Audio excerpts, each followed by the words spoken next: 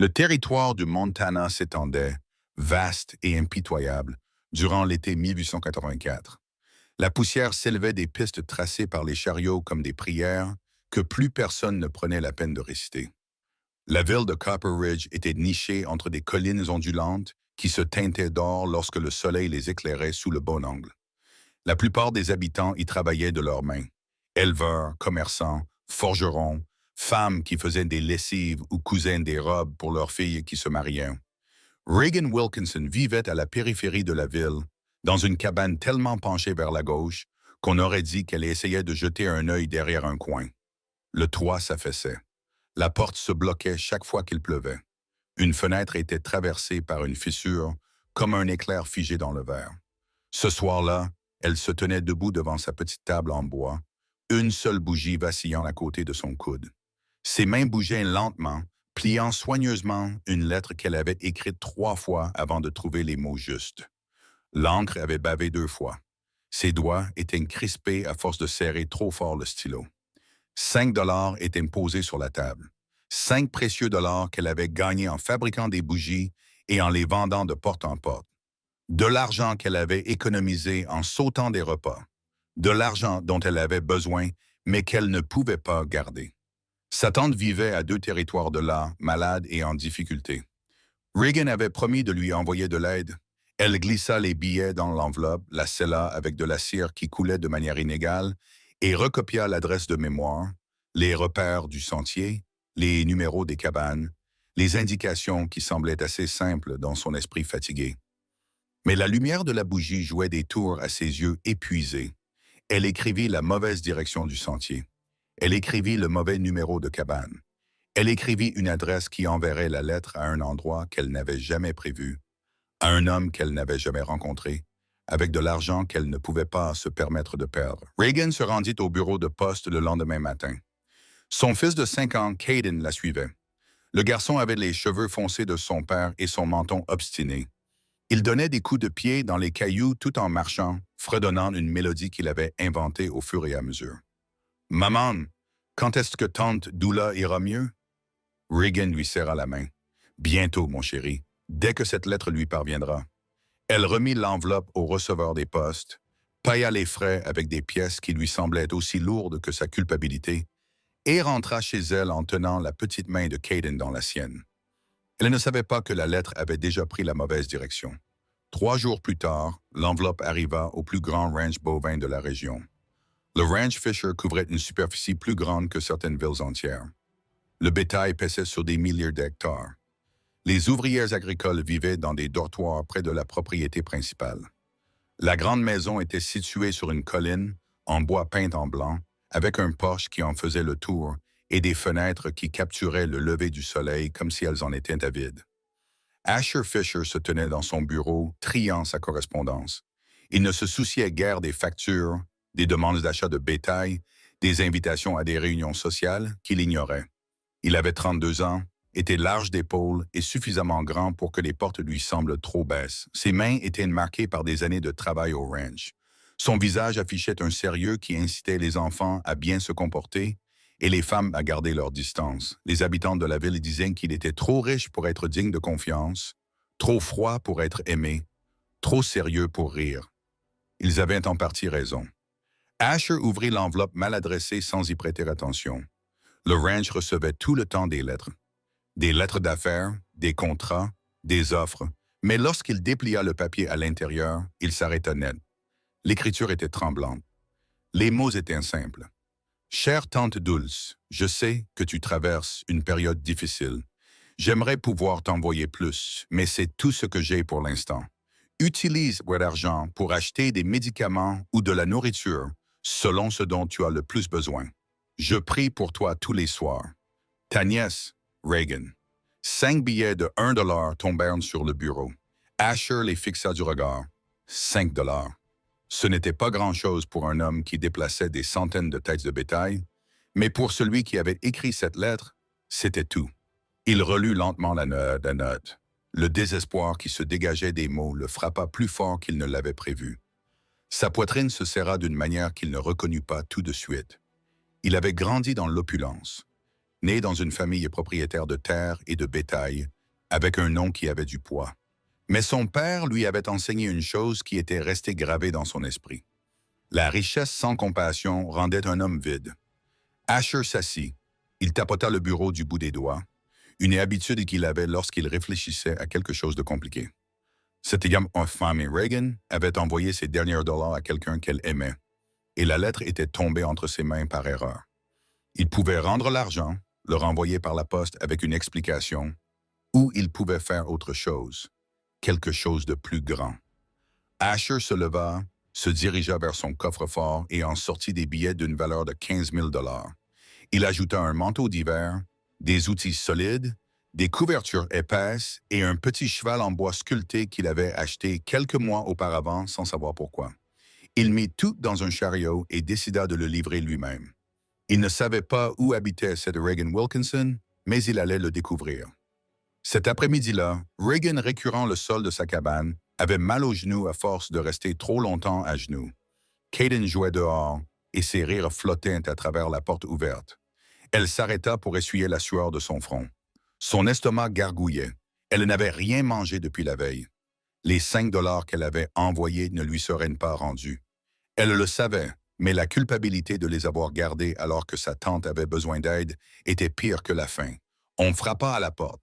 Reagan se leva et poussa sa jupe. Elle n'attendait personne. Les visiteurs étaient souvent synonymes d'ennui. Des propriétaires venant réclamer leur loyer, des voisins venus colporter des ragots, des hommes venant lui demander des faveurs qu'elle ne leur accorderait pas. Elle ouvrit la porte. Un homme se tenait sur son porche délabré, grand, large, vêtu d'un manteau trop élégant pour une visite de courtoisie et de bottes trop propres pour un éleveur qui s'arrêterait par hasard. Son cœur se serra. Les hommes riches apportaient toujours des ennuis.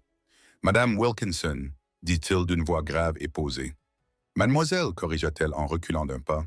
« Que voulez-vous? » Asher brandit l'enveloppe. « Je crois que vous l'avez envoyée à la mauvaise adresse. » Les yeux de Reagan se posèrent sur la lettre dans sa main.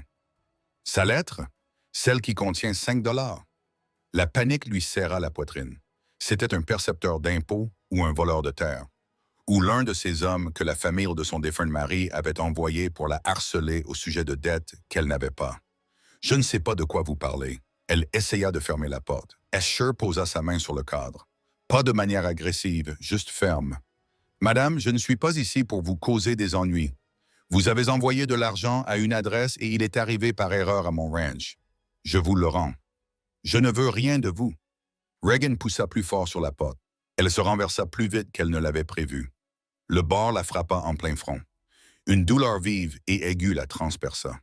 Elle trébucha en arrière, la vue trouble. Asher réagit instinctivement. Ses mains attrapèrent ses épaules avant qu'elle ne touche le sol. Ils titubèrent tous les deux, ses bottes s'emmêlant avec les siennes, leurs corps s'entrechoquant dans une danse maladroite qui aurait mieux convenu à une comédie qu'à un poche. « Mercy, ça va? » Asher la stabilisa, sa prise ferme mais prudente. Reagan cligna des yeux, étourdi. Son visage était trop proche. Ses mains étaient trop chaudes. Son front lui lançait. « Je vais bien, » marmonna-t-elle en se libérant. « Je vais bien. » Ses pensées se dispersèrent comme des poulets.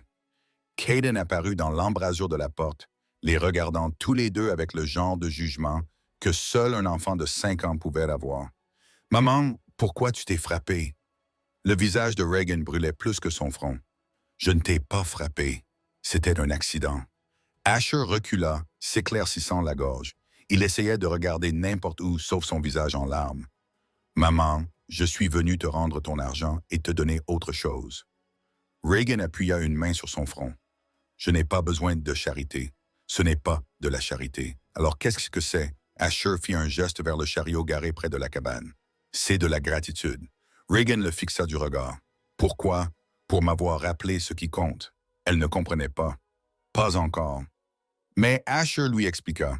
Il lui parla de la lettre, des 5 $, du fait qu'il avait lu ces mots et senti quelque chose bouger dans sa poitrine. Reagan écouta, les bras croisés sur ses gardes. Elle ne faisait pas confiance aux hommes riches. Ils souriaient trop facilement et exigeaient trop en retour. « J'apprécie votre geste, » dit-elle prudemment. « Mais je ne peux rien accepter de vous. » Ash serra les mâchoires. Tu as envoyé ton dernier argent pour aider quelqu'un. Laisse-moi t'aider. Je n'ai pas besoin d'aide. Si tu en as besoin. Non, je n'en ai pas besoin. Ils restèrent de là à se regarder, têtus comme des mules dans la boue. Cadence soupira bruyamment. Vous avez tous les deux besoin d'aide. Asher réessaya. Il déchargea le manteau d'hiver, les couvertures et les outils. Reagan refusa chaque article, sa voix devenant plus aiguë à chaque refus. Asher garda un ton calme, mais la frustration brillait dans ses yeux. Tu es déraisonnable et tu es insistant. J'essaie de faire ce qu'il faut. Alors pars. Ils se disputèrent jusqu'à ce que leurs visages soient si proches que Reagan puisse voir la légère cicatrice au-dessus de son sourcil gauche. Assez proche pour qu'Asher puisse sentir le léger parfum de savon et de fatigue sur sa peau. Sa voix baissa d'un ton. « Tu es la femme la plus têtue que j'ai jamais rencontrée. » Reagan retint son souffle. « Et tu es l'homme le plus arrogant que j'ai jamais rencontré. » Aucun des deux ne bougea. L'air entre eux s'épaissit, lourd et crépitant. Caden gémit depuis l'intérieur de la cabane. « Tu vas crier ou m'embrasser? Je veux savoir pour pouvoir partir. » Les deux adultes sursautèrent comme s'ils avaient été pris en flagrant délit. Le visage de Reagan devint écarlate. « Caden. » Asher s'éclaircit la gorge, soudain très intéressé par ses bottes. « Je laisserai le manteau et le cheval en bois pour le garçon. » Reagan voulait refuser, mais Caden avait déjà couru vers le chariot et ramassé le cheval sculpté, les yeux écarquillés d'émerveillement. « Maman, regarde! » Elle ne pouvait pas lui enlever ça. « Très bien, » dit-elle d'un ton sec. « Le manteau et le cheval. Rien d'autre. » Asher acquiesça. Il grimpa dans le chariot. Mais avant de partir, il se retourna vers elle. « Je viendrai voir comment vous allez, mademoiselle Wilkinson. » Reagan sentit son estomac se nouer d'une manière qu'elle préférait ne pas examiner. « Ne vous donnez pas ce que te peine. C'est trop tard. » Il partit, la laissant debout sous le porche, le front meurtri, le cœur confus et un fils qui n'arrêtait pas de sourire. Au cours des 2 semaines suivantes, Asher trouva toutes les excuses possibles pour revenir. Il prétendait devoir vérifier si sa clôture était endommagée. Il lui apportait du bois de chauffage parce qu'il en avait en trop. Il la mettait en garde contre les loups dans la région. Il faisait même semblant de perdre un outil près de sa propriété et passait 1 heure à le chercher.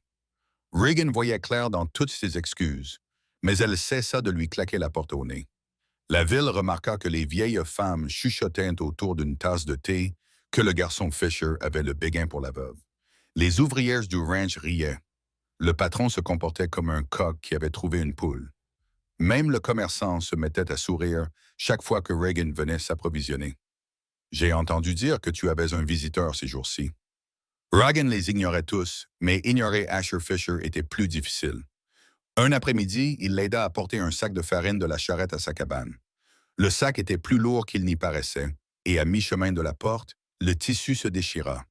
Une poudre blanche explosa dans les airs, les recouvrant tous les deux d'un nuage qui les faisait ressembler à des fantômes pris dans la lumière du jour. Reagan toussa en essuyant la farine de son visage. « Tu as déchiré ma farine. » Asher bredouilla, la farine recouvrant ses cheveux et ses épaules. Le sac était déjà fragile. Tu l'as mal saisi. Je l'ai parfaitement bien saisi.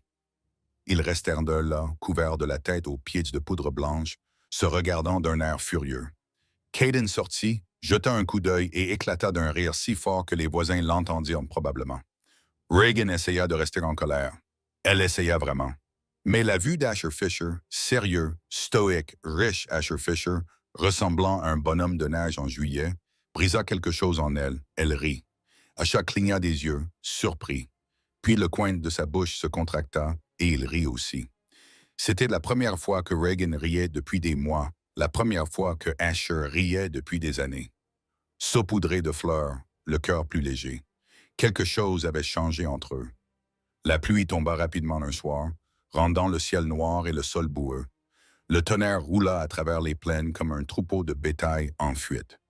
Reagan luttait pour fermer les volets de sa cabane. Le vent en ouvrit un, le claquant si fort qu'il la déséquilibra. Elle trébucha, les bras battant l'air. Des mains puissantes la rattrapèrent avant qu'elle ne touche le sol. Asher était venu à cheval pour vérifier le toit. Il se tenait maintenant dans l'embrasure de la porte, trempé jusqu'aux os, de l'eau coulant de son chapeau. « Ça va? » Reagan acquiesça, essoufflé, Ses mains étaient toujours sur sa taille, chaudes, fermes. Elle prit conscience de la proximité entre eux. « Je vais bien, dit-elle, mais sa voix fut plus douce qu'elle ne l'aurait voulu. Asha ne la lâcha pas tout de suite. Ses yeux cherchèrent les siens, quelque chose d'inexprimé scintillant dans son regard. Un éclair éclata à l'extérieur, si brillant qu'il illumina la cabane comme en plein midi.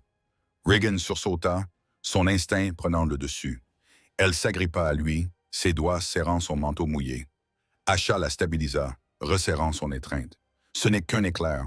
Je sais, mais elle ne le lâcha pas. Le tonnerre fit trembler les murs, les volets cliquetèrent, et dans la faible lumière vacillante des bougies, avec la pluie qui martelait le toit et le monde qui s'écroulait dehors, ils se tenaient ensemble, trop près, trop conscients. Regan se recula la première, les joues rouges. « Tu devrais partir avant que la tempête ne s'aggrave. » Asha serra la mâchoire. « Je ne te laisserai pas seul ici. Je vais bien, Regan. » La façon dont il prononça son nom lui donna des nausées. « Je ne pars pas. » Elle voulut protester, mais un autre éclair prit la décision à sa place. « D'accord, tu peux rester jusqu'à ce que l'orage passe. » Asha acquiesça. Aucun d'eux ne mentionna la durée potentielle de l'orage. La cabane contenait un lit, une chaise et un petit poêle qui repoussait à peine le froid. Ryan donna une couverture à Asher et lui dit de dormir dans la chaise. Il ne discuta pas. Caden était recroquevillé sur le lit, déjà endormi. Regan s'allongea à côté de son fils, fixant le plafond, douloureusement consciente de la présence de l'homme assis de l'autre côté de la pièce. La tempête faisait rage dehors. À l'intérieur, l'air était si lourd qu'on pouvait s'étouffer. Elle pouvait entendre Asha bouger dans la chaise, sentir sa présence comme la chaleur d'un feu. Son cœur refusait de ralentir. C'était dangereux, non pas parce qu'il était un homme mauvais, mais parce qu'il était un homme bon, et les hommes bons lui donnaient envie de choses qu'elle ne pouvait pas se permettre de vouloir. Vers minuit, la cabane gémit sous les assauts du vin, un grand craquement déchira l'air. Ryan se redressa rapidement. Asha était déjà debout. La foudre avait frappé quelque chose à proximité. Il se précipitait envers la fenêtre. Un arbre près de la limite de sa propriété était en feu. Les flammes léchaient le tronc malgré la pluie. Si ça se propage, la voix de Regan se brisa. Asha lui saisit le bras. « Fais tes bagages, vite, quoi? Tu viens à mon ranch maintenant. » La fierté de Ryan s'enflamma. « Je ne suis pas Regan. » Sa voix se durcit. « Ta cabane pourrait brûler. Je ne te le demande pas. » Elle le fixa du regard. Puis elle regarda l'arbre en feu, puis Caden, qui dormait encore, innocent et petit, et elle fit ses valises. Le trajet jusqu'au Ranch Fisher dura 30 minutes sous la pluie et dans la boue. Asha conduisait la voiture avec Ryan et Caden, blottis sous une bâche à l'arrière. Lorsqu'ils arrivèrent, tous trois étaient trempés, frissonnants et silencieux. La maison du ranch se dressait devant eux, une lumière chaude brillant à travers les fenêtres. Asha porta Caden à l'intérieur. Regan la suivit, laissant couler de l'eau sur les sols trop propres pour ses bottes boueuses. Une femme de ménage apparut, âgée et au visage aimable. Elle prit Caden sans poser de questions, lui murmurant des mots apaisants tandis qu'elle le conduisait vers une chambre d'amis. Asha se tourna vers Regan. « Vous pouvez rester aussi longtemps que vous le souhaitez. » Regan regarda autour d'elle. Des meubles coûteux, des murs propres, tout. Elle ne le souhaitait pas. « Je partirai demain matin. »« Tu partiras quand ce sera sûr. Asha, s'il te plaît. » Sa voix s'adoucit. « Reste ici. » Ren croisa son regard. Elle y vit quelque chose de brut, quelque chose d'honnête. Elle acquiesça. La chambre d'amis était plus grande que toute sa cabane. Le lit était moelleux. Les couvertures étaient chaudes. Regan s'assit sur le bord du matelas, trop consciente de l'endroit où elle se trouvait. Trop consciente que la chambre d'Asha était juste au bout du couloir. Un coup à la porte la fit sursauter. Entrez. Asha entra, portant des vêtements secs. Ils appartenaient à ma mère. Ils devraient vous aller. Regan les prit, ses doigts effleurant les siens. Ce contact lui envoya un frisson dans le bras. « Merci, murmura-t-elle. » Asher s'attarda dans l'embrasure de la porte. « Si vous avez besoin de quoi que ce soit, je suis là. » Il hocha la tête, commença à partir, puis s'arrêta. « Regan. Oui, je suis content que vous soyez là. » Son cœur fit un bond. « Pourquoi? » Asher la regarda longuement. « Parce que j'essaie depuis des semaines de trouver une raison de te voir. Et maintenant tu es ici, sous mon toit, en sécurité. Regan retint son souffle. Asher partit avant qu'elle n'ait pu répondre. Elle resta assise là, tenant les vêtements de sa mère, l'esprit en ébullition. C'était dangereux. Mais peut-être que le danger n'était plus la pire des choses. La tempête dura toute la nuit. Au matin, la pluie avait cessé, mais les routes étaient impraticables. La boue s'étendait sur des kilomètres. Regan se réveilla avec l'odeur du café et du bacon. Elle trouva Caden dans la cuisine, déjà en train de prendre son petit déjeuner avec un sourire aux lèvres. « Maman, Monsieur Asher fait de bonnes crêpes. » Asher se tenait devant la cuisinière, les manches retroussées, retournant les crêpes, comme s'il l'avait faites 1000 fois. Il jeta un coup d'œil à Regan. « Bonjour. »« Bonjour. » Elle se sentait mal à l'aise, déplacée. « Assieds-toi. Mange. » Regan s'assit. Asher posa devant elle une assiette remplie de pancakes et de bacon. Elle la regarda fixement. « C'est trop. Tu n'as pas assez mangé depuis des mois. Mange. » Regan voulait protester, mais son estomac gargouilla si fort que Caden ne put s'empêcher de rire. Elle mangea et, pour la première fois depuis longtemps, elle ne se sentit plus affamée. 3 jours passèrent avant que les routes ne soient dégagées. 3 jours pendant lesquels Regan vécut sous le toit d'Ash, mangea à sa table, l'observa avec son fils. 3 jours pendant lesquels quelque chose grandit entre eux, quelque chose qu'aucun des deux ne pouvait nommer. Le 3e soir, après que Caden se fut endormi, Regan trouva Asher sur le porche, regardant fixement les plaines obscures. Elle sortit, enroulant un châle autour de ses épaules. « Tu n'arrives pas à dormir ?» demanda-t-elle. Asher lui jeta un coup d'œil. « Tu pourrais me poser la même question. » Regan le rejoignit à la balustrade. Je n'arrêtais pas de penser que je devrais partir, retourner dans ma cabane. « Tu veux partir ?» Elle hésita. « Je ne sais pas. » Asher se tourna vers elle. « Je ne veux pas que tu partes. » Le cœur de Regan se mit à battre à tout rompre. « Asher, je sais que tu ne fais pas confiance aux hommes riches. Je sais que tu penses que je fais ça par pitié.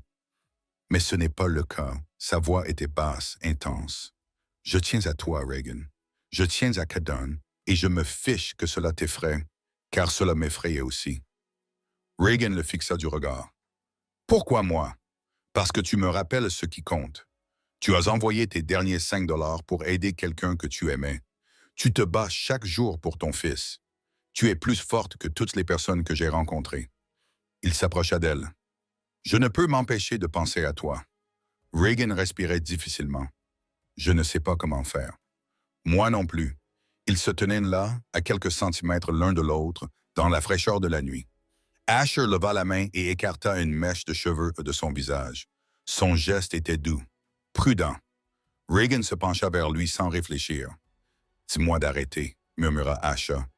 Regan croisa son regard.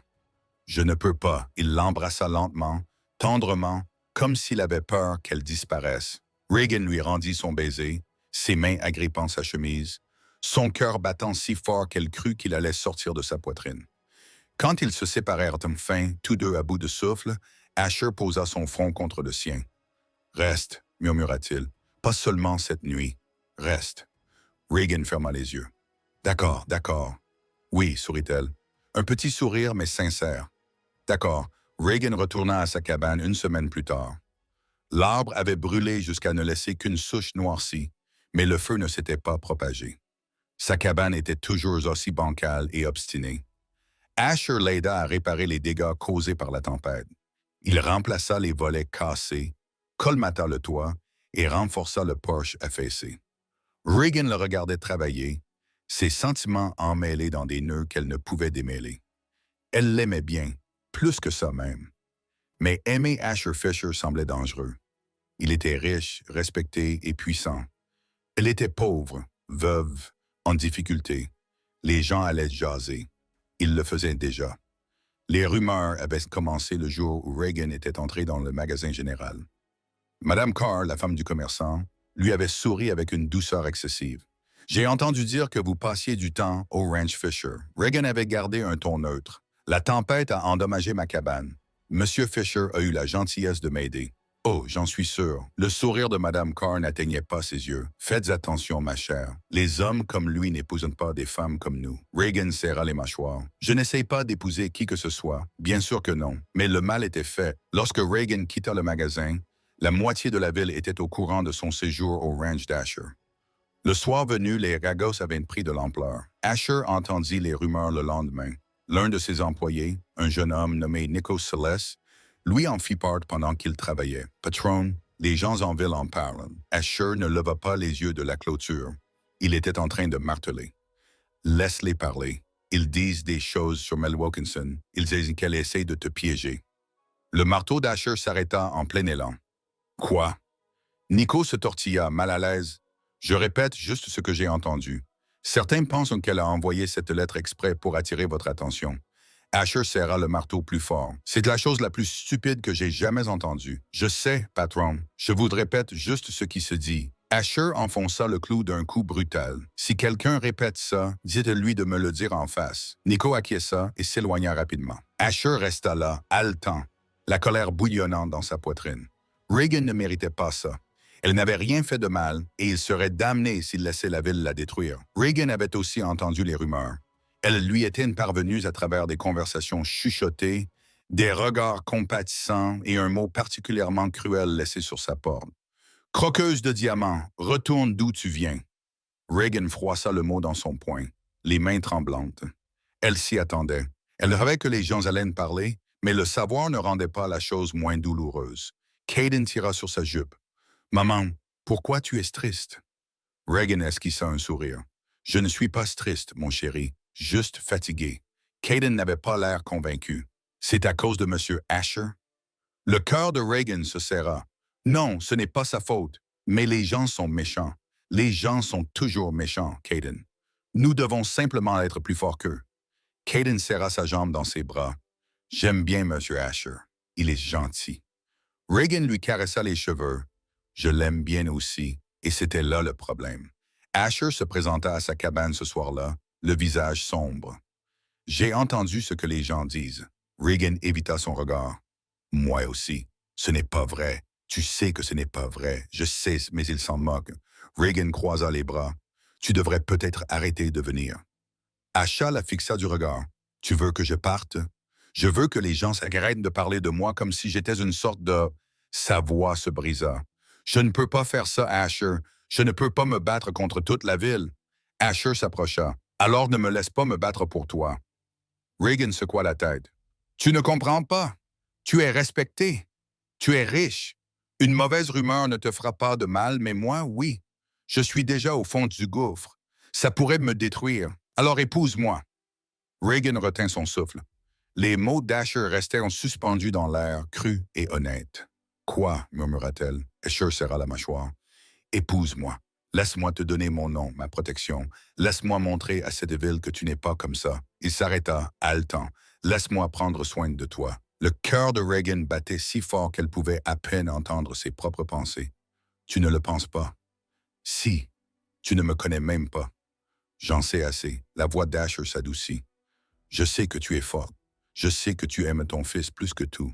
Je sais que tu as envoyé tes derniers 5 $ pour aider quelqu'un qui te tient à cœur. Je sais que tu me fais rire. Je sais que je pense à toi tous les jours. » Il fit une pause. « Je sais que je veux me réveiller et te voir dans ma maison tous les matins. » Les larmes brûlaient les yeux de Reagan. « Asher, tu n'as pas besoin de répondre maintenant. Réfléchis-y simplement. » Reagan voulait dire oui. Elle voulait se jeter dans ses bras et croire que cela pouvait fonctionner, mais la peur la retenait. « J'y réfléchirai, » murmura-t-elle. Asher acquiesça. Il semblait vouloir en dire plus, mais il s'abstint. Il partit discrètement, et Reagan resta là, dans sa cabane bancale, se demandant si elle venait de commettre la plus grande erreur de sa vie. 2 jours plus tard, Reagan prit sa décision.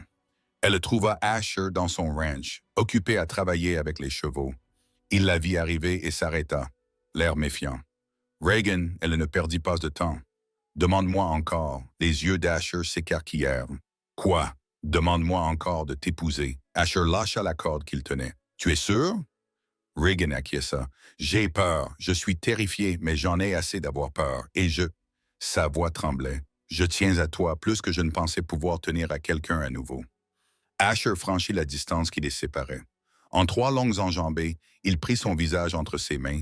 Son toucher était doux malgré la rugosité de ses paumes. Épouse-moi, Reagan Wilkinson. Devienne-ce ma femme. Laisse-moi être le père de Caden. Laisse-moi passer le reste de ma vie à te prouver que tu as fait le bon choix. Reagan sourit à travers ses larmes. Oui. Asha l'embrassa profondément, fougueusement, comme s'il scellait une promesse qui ne pouvait être rompue. Quand ils se séparèrent, ils étaient tous deux à bout de souffle. On va vraiment le faire? Demanda Reagan. On va le faire. La ville réagit exactement comme Reagan s'y attendait. Certaines personnes étaient heureuses pour eux. La plupart étaient sceptiques. Quelques-unes étaient carrément hostiles. Madame Carrara fit des commentaires sarcastiques sur les femmes intelligentes qui savent comment séduire un homme riche. Une femme âgée nommée Lorelei Maynard arrêta Reagan dans la rue et lui dit « J'espère que vous savez ce que vous faites, ma chère.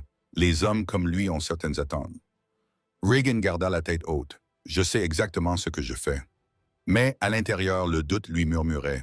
Le mariage fut intime, avec seulement quelques amis proches, les ouvrières du ranch et Caden, qui portait ses plus beaux habits et semblait si fier. Reagan faillit pleurer. La cérémonie eut lieu sous le porche du ranch Fisher, sous un ciel si bleu qu'il faisait mal aux yeux. Reagan portait une robe simple, sans fioriture, mais quand Asha la vit marcher vers lui, l'expression de son visage lui donna l'impression d'être la plus belle femme du monde. Le pasteur prononça des mots que Reagan entendit à peine. Son cœur battait trop fort, les vœux d'Asher étaient simples. « Je promets de te protéger, de subvenir à tes besoins, d'être un bon mari et un bon père. Je promets de t'aimer tant que je vivrai. » Les vœux de Reagan tremblaient. « Je promets de rester à tes côtés, de te faire confiance, de construire une vie avec toi. Je promets de t'aimer même quand j'ai peur. » Le pasteur sourit. « Vous pouvez embrasser la mariée. » Asher l'embrassa comme s'il avait attendu toute sa vie pour le faire. Longuement, profondément, jusqu'à ce que la petite foule applaudisse et siffle. Quand ils se séparèrent, Asher murmura « Tu es à moi maintenant. » Reagan sourit « Et tu es à moi. » La nuit de noces fut différente de ce à quoi Reagan s'attendait. Elle était nerveuse. Asha le voyait à la façon dont elle tripotait ses mains, dont elle évitait son regard. Il la conduisit dans leur chambre, sa chambre qui était désormais la leur, et referma doucement la porte derrière eux. Reagan se tenait près de la fenêtre, regardant les plaines plongées dans l'obscurité. Asher s'approcha lentement.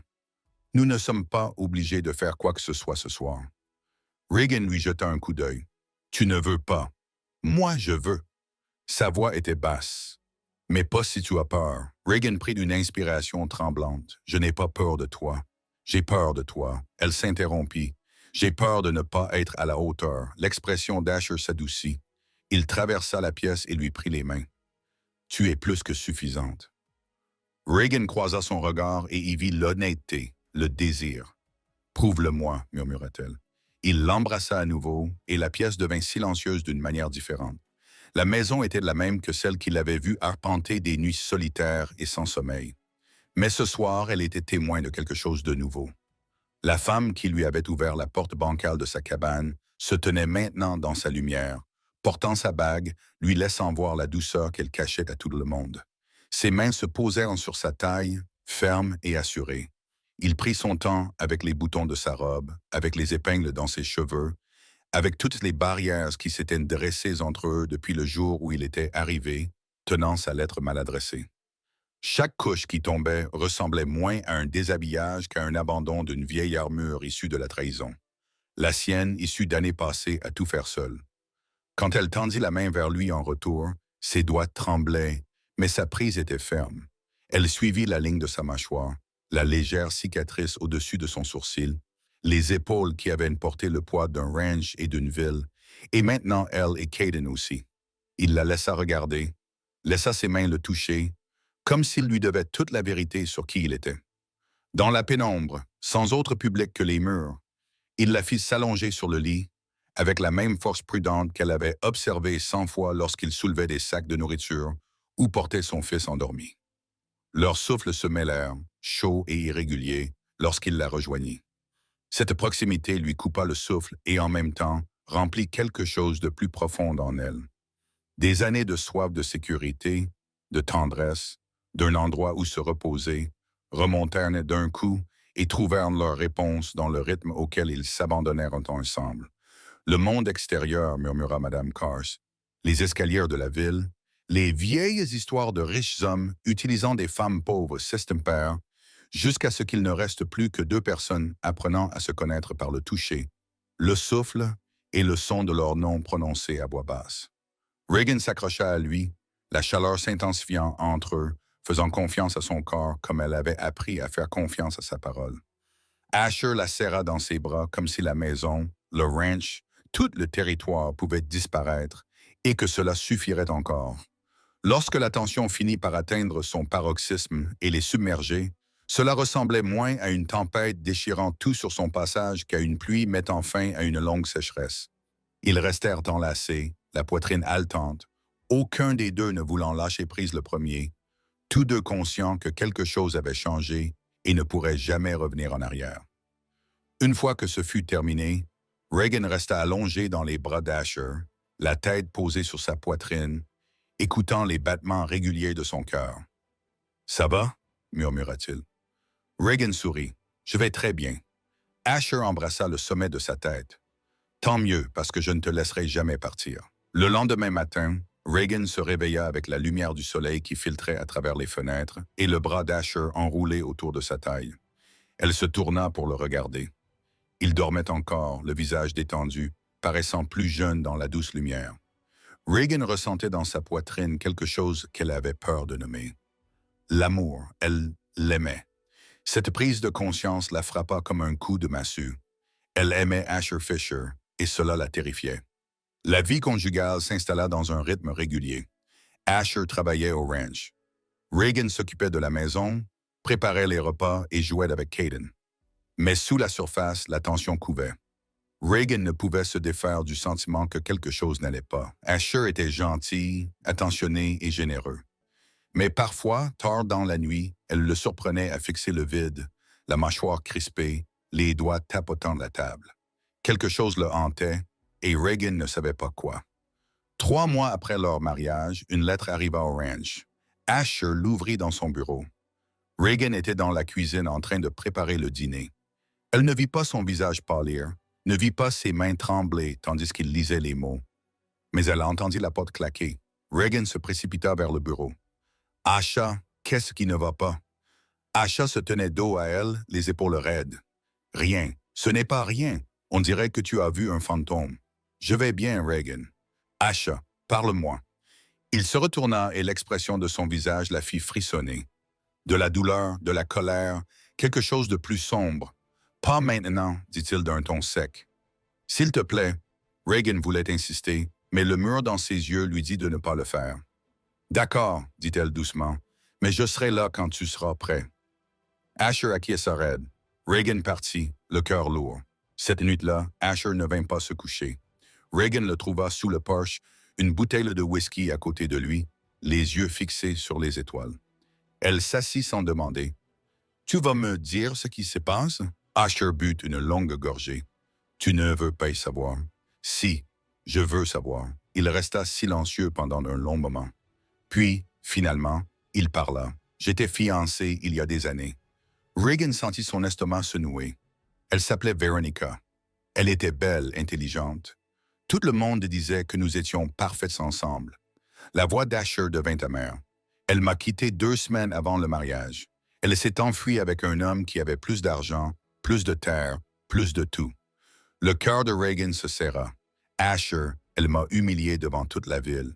Les gens ont ri. Ils ont dit que je n'étais pas assez viril pour la garder. Il but une autre gorgée. Je me suis juré de ne plus jamais laisser personne me faire ressentir ça. Reagan lui prit la main. Je ne suis pas elle, je le sais. Les doigts d'Asher se resserrèrent autour des siens. Mais parfois, quand je te regarde, j'ai peur que tu te rendes compte que tu as fait une erreur, que tu vas partir. Les yeux de Reagan brûlaient. Je ne partirai pas. Tu dis ça maintenant. Je le pense vraiment. Reagan se rapprocha, la voix farouche. Je t'ai choisi, Asher. Je t'ai épousé et je ne vais nulle part. Asher la regarda, les yeux en feu.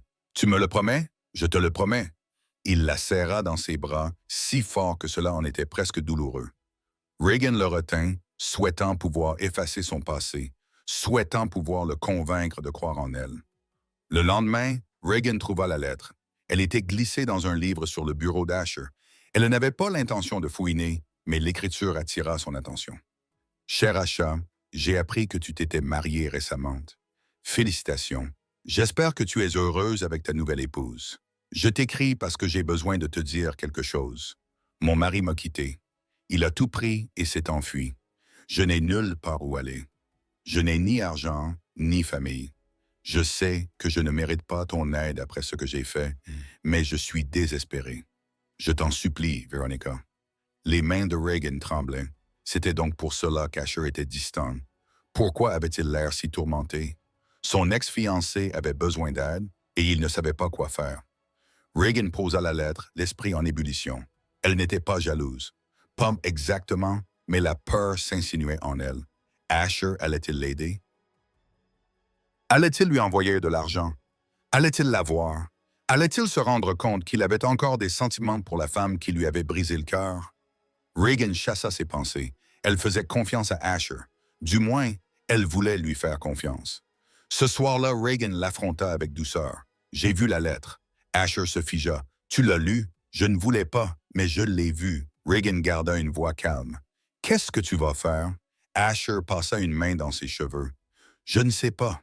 Tu veux l'aider? » « Non. » Sa réponse fut immédiate. « Mais si je ne le fais pas, les gens diront que je suis sans cœur. » Reagan s'approcha. « Que veux-tu faire? » Asher la regarda dans les yeux. « Je veux oublier qu'elle existe. » Reagan sourit, soulagé. « Alors c'est ce que tu feras. » Asher l'attira vers lui. « Tu n'es pas en colère? » « Pourquoi le serais-je? Parce qu'elle demande de l'aide et que je refuse. » Reagan prit son visage entre ses mains. « Elle a fait son choix. Tu ne lui dois rien. » Asher l'embrassa longuement et profondément. « Je ne te mérite pas. » Reagan sourit contre ses lèvres. « Tu as raison, mais tu es coincé avec moi. » Asher renvoya une lettre polie mais ferme à Veronica, refusant sa demande. Reagan ne lui demanda jamais ce qu'il avait écrit. Elle lui faisait confiance, mais l'incident avait laissé des traces. Reagan réalisa à quel point la confiance pouvait être fragile, à quel point la peur pouvait facilement s'installer. Elle s'est jurée de se battre pour leur mariage, de ne jamais laisser le doute l'emporter. La vie a continué. Le ranch a prospéré. Caden a grandi, est devenu plus bruyant, plus heureux. Reagan s'est installée dans son rôle d'épouse d'Asher, respectée et aimée. Mais un jour, un étranger est arrivé au ranch. Un jeune homme couvert de poussière après son voyage, portant une sacoche usée. Il a demandé à parler à Asher Fisher. Reagan l'a conduit au bureau, piqué par la curiosité.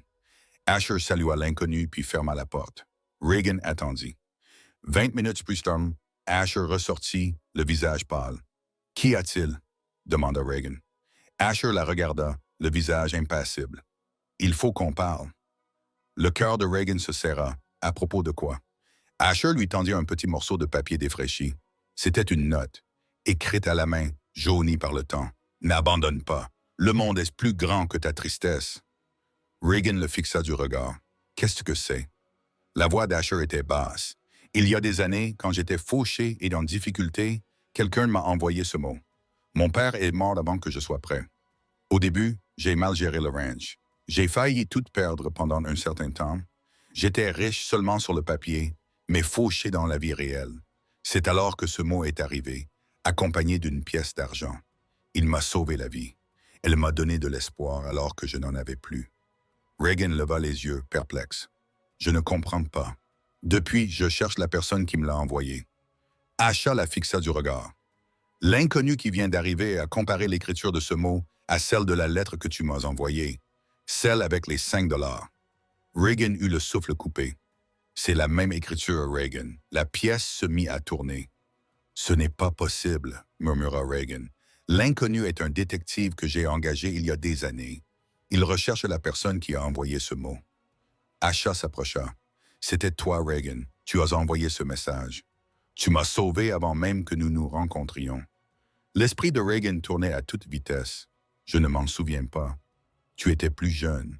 Tu l'as peut-être envoyé à quelqu'un d'autre et il a été mal acheminé, comme ta lettre à ta tante. » La voix d'Asha se brisa. « Mais il m'est parvenu. Il a tout changé. Des larmes coulèrent sur le visage de Reagan. Je ne sais pas. Asha lui prit le visage entre ses mains. Tu m'as sauvé 2 fois, Reagan. Une fois avec un mot, une fois avec une lettre. Et je suis tombée amoureuse de toi depuis le jour où j'ai ouvert cette enveloppe. Reagan sanglotait. Je ne savais pas. Je sais, mais moi, oui. Je l'ai su dès que j'ai comparé les écritures. Asha embrassa son front. C'est pour ça que je t'ai aidé à hauteur de 15 000 dollars. Parce que tu m'as donné quelque chose qui n'a pas de prix. Reagan se blottit contre lui, submergé par l'émotion. Son passé avait traversé le temps et sauvé l'homme qu'elle épouserait un jour. C'était comme si le destin avait toujours guidé leurs pas l'un vers l'autre. La nouvelle de la découverte de l'écriture se répandit comme une traînée de poudre à Copper Ridge. Les gens chuchotaient, colportaient des ragots, spéculaient.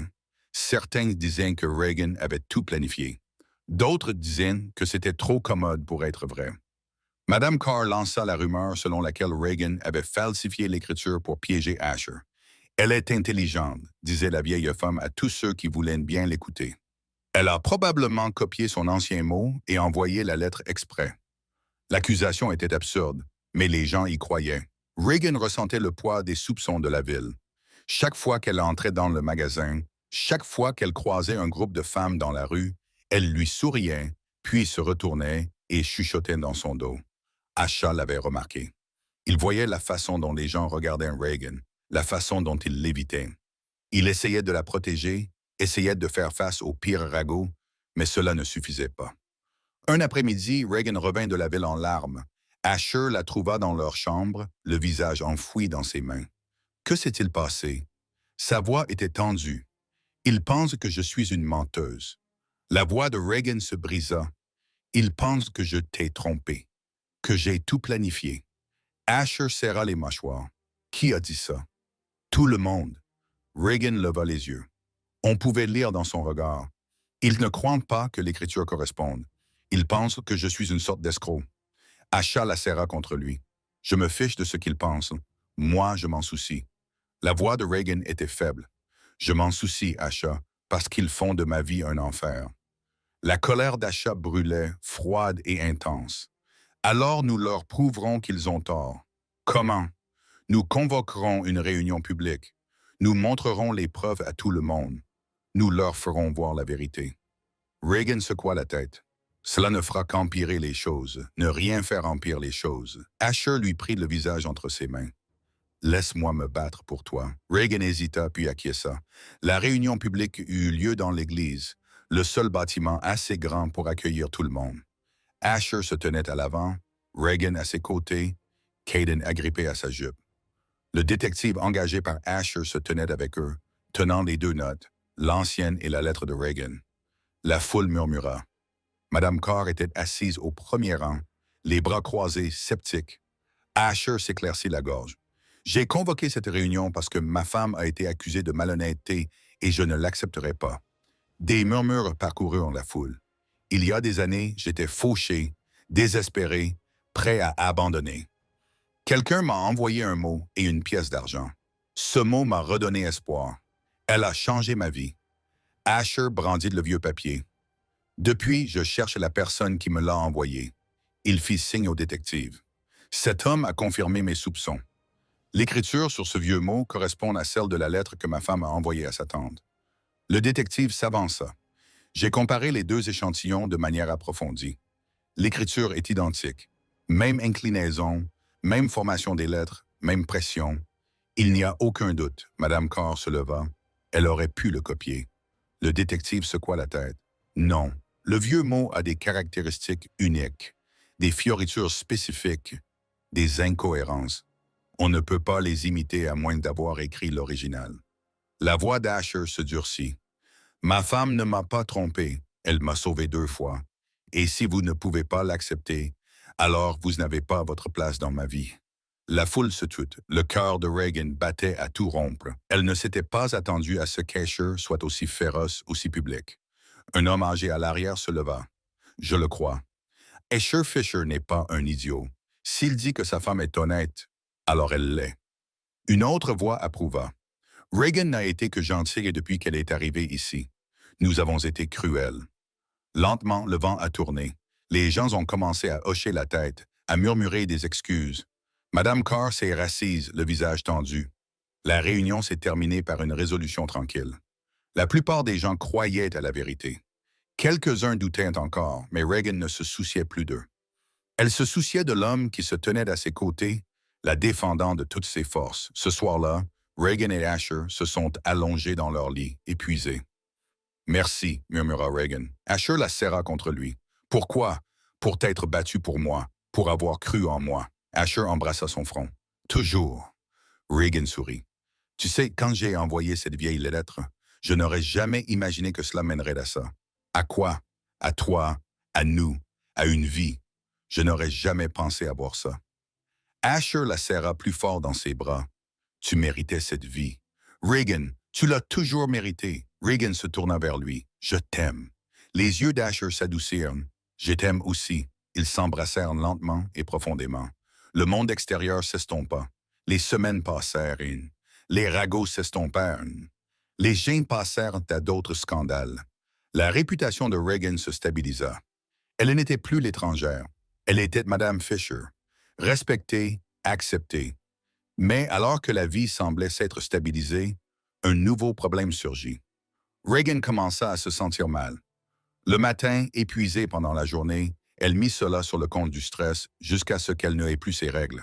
La réalité la frappa comme un coup de tonnerre. Elle était enceinte.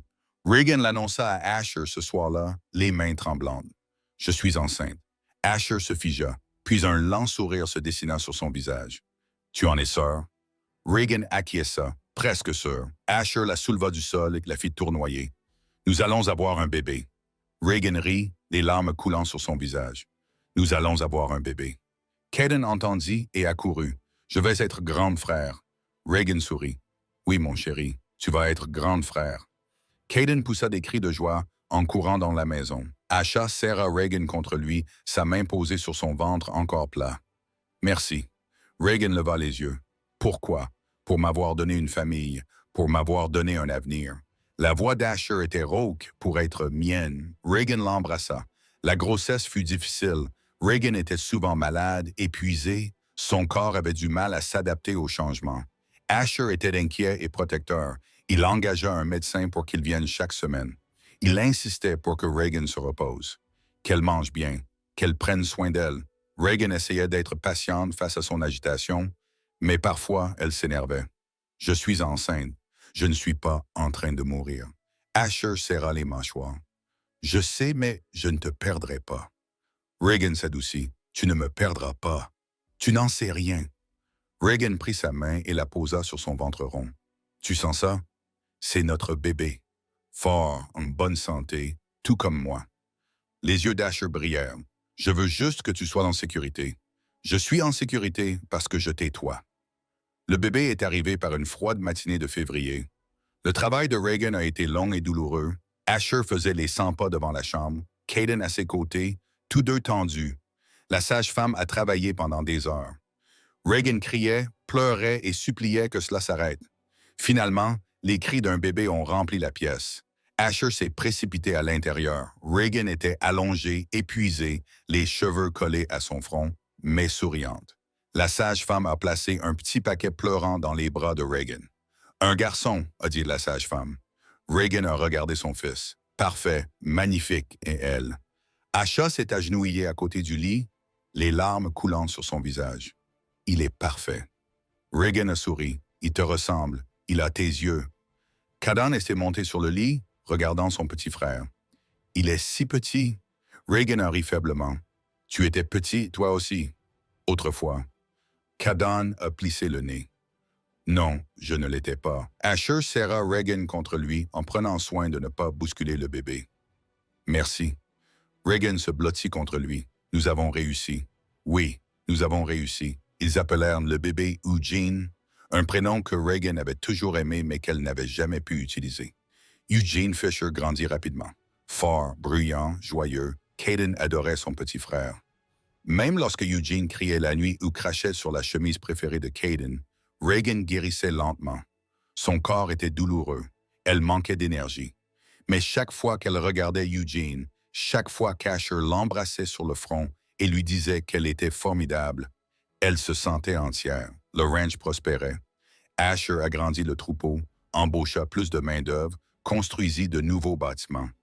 Reagan créa une petite école sur la propriété où elle enseignait aux enfants des familles voisines. La vie était bien remplie, occupée, difficile, mais bonne. Tellement bonne. Un soir, Asher rentra à la maison avec une nouvelle. On m'a proposé un contrat.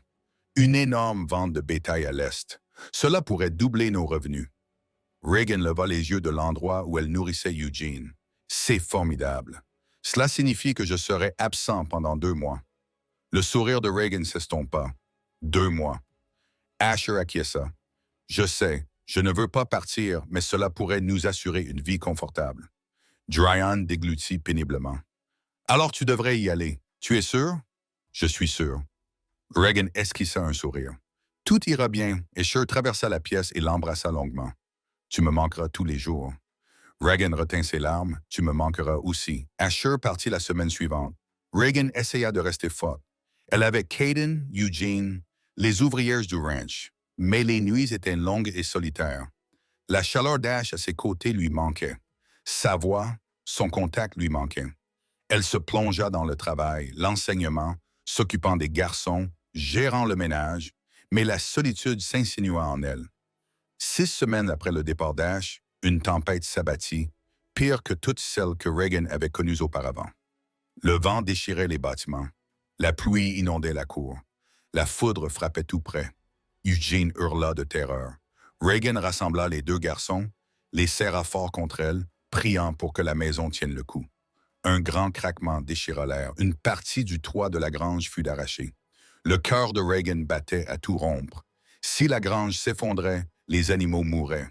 Elle ne pouvait pas laisser cela arriver. Elle enveloppa les garçons dans des couvertures, dit à Caden de surveiller Eugene et courut dehors dans la tempête. La pluie la frappait comme des coups de poing. Le vent essayait de la renverser. Elle parvint à atteindre la grange, ouvrit la porte à grand-peine et mit les animaux effrayés en sécurité. Lorsqu'elle eut terminé, elle était trempée, tremblante et épuisée. Elle tituba jusqu'à la maison, s'effondra à l'intérieur et sanglota. Asher lui manquait. Elle avait besoin de lui, mais il était à des milliers de kilomètres. Asher revint 2 semaines plus tard, en avance sur le prévu. Il entra dans la maison en appelant Reagan. Elle apparut de la cuisine, le visage pâle, les yeux cernés, et le sourire d'Asher s'évanouit. Que s'était-il passé? Reagan essaya de parler, mais sa voix se brisa. Asher traversa la pièce et la prit dans ses bras. « Raconte-moi. » Reagan lui parla de la tempête, de la grange, de sa peur. Asher la serra fort dans ses bras, le cœur serré. « Je suis désolé. Je suis tellement désolé. Tu as dû partir, j'aurais dû être là. » Reagan s'écarta et le regarda dans les yeux. « Tu es là maintenant. C'est tout ce qui compte. » Asher l'embrassa longuement et passionnément. « Je ne te quitterai plus jamais aussi longtemps. » Reagan sourit à travers ses larmes. « Promets-le-moi. Promets-le. » Le contrat avait été un succès. Les ranchs étaient désormais l'un des plus riches du territoire. Asher acheta à Reagan de nouveaux vêtements, de nouveaux meubles, tout ce qu'elle voulait. Mais Reagan ne se souciait pas des biens matériels. Elle se souciait de sa famille, de ses garçons, de son mari. C'était une richesse suffisante. Malgré leur prospérité croissante, tout le monde à Copper Ridge n'était pas heureux pour les Fisher. Madame Carr, en particulier, nourrissait une profonde rancœur. Elle répandait des rumeurs, petites au début, puis de plus en plus importantes. Elle affirmait qu'Asher trompait Reagan avec des femmes de la ville. Elle disait que Reagan était une mauvaise mère qui négligeait ses enfants. Elle murmurait que la richesse des Fisher était fondée sur des mensonges et de la tricherie. La plupart des gens l'ignoraient, mais quelques-uns l'écoutaient. Un jour, Reagan reçut une convocation. Le conseil municipal voulait enquêter sur des allégations de conduite inappropriée au ranch Fisher. Reagan fixait le papier, les mains tremblantes. Asher lut par-dessus son épaule, le visage figé. « C'est fou. Ils nous accusent de fraude. Ils n'ont aucune preuve. Ils n'ont pas besoin de preuves, juste de soupçons. » Asher serra les mâchoires. « Je vais me battre. Comment? En disant la vérité. » L'audience eut lieu à la mairie. Toute la ville était présente. Cela ressemblait moins à une procédure judiciaire qu'à un spectacle public. Reagan était assise à côté d'Asher, le cœur battant. Madame Carr présenta ses accusations. Elle affirmait que les Pfizer avaient manipulé des documents, trompé leurs partenaires commerciaux et fait de fausses déclarations sur leur fortune. Que des mensonges! Mais elle les énonça avec une telle conviction que certaines personnes la crurent. Asha se leva pour se défendre. Sa voix était calme, maîtrisée. Toutes les accusations de Madame Carr sont fausses. J'ai des documents, des contrats, des témoins. Je n'ai rien fait d'illégal ou de contraire à l'éthique. Les membres du conseil semblaient sceptiques. L'un d'eux se pencha en avant, puis expliqua comment vous aviez accumulé autant de richesses si rapidement. Du travail acharné, des investissements intelligents, des transactions équitables. Le regard d'Ash se durcit. Et de la chance, de la bonne chance. La chance ne construit pas d'empire. Non, mais l'honnêteté, oui. Reagan se leva, la voix tremblante mais claire. Mon mari est l'homme le plus honnête que j'ai jamais connu. Il a tout donné à cette communauté. Il a embauché des travailleurs, leur a versé des salaires équitables, a soutenu les entreprises locales, et c'est ainsi que vous le remerciez. Avec des accusations et des soupçons. La salle est devenue silencieuse. La voix de Reagan s'est renforcée. Vous voulez connaître la vérité? La vérité, c'est que mon mari m'a trouvé alors que je n'avais rien. Il m'a aidé alors que personne d'autre ne le faisait. Il m'a épousé alors que les gens disaient que je n'étais pas assez bien. Et il a construit une vie pour notre famille grâce à son honnêteté et à son travail acharné. Des larmes coulaient sur son visage. Si c'est un crime, alors condamnez-nous tous les deux. La salle s'est mise à murmurer. Un éleveur plus âgé s'est levé. Je fais affaire avec Asher Fisher depuis des années. Il ne m'a jamais trompé, jamais menti. C'est un homme bien. Une autre voix a approuvé. Madame Carr répand des mensonges sur des gens honnêtes depuis des années. Il est peut-être temps d'arrêter de l'écouter. Le vent a tourné. Le conseil rejeta les accusations. Madame Carr fut publiquement réprimandée. Asher et Reagan sortirent de la salle, main dans la main, la tête haute. Ce soir-là, Reagan s'effondra dans les bras d'Asher. Je pensais que nous allions tout perdre. Asher la serra fort dans ses bras. Nous ne perdrons jamais ce qui compte. Tant que nous sommes ensemble, dit Reagan en levant les yeux vers lui. Je pensais ce que j'ai dit. Tu es le meilleur homme que j'ai jamais connu. Les yeux d'Ash s'adoucirent. Et tu es la femme la plus forte que j'ai jamais connue. Ils s'embrassèrent longuement et profondément. Le poids de la journée s'envolant enfin. La vie continua. Le scandale s'estompa. Les poissons continuèrent à prospérer. Reagan agrandit son école.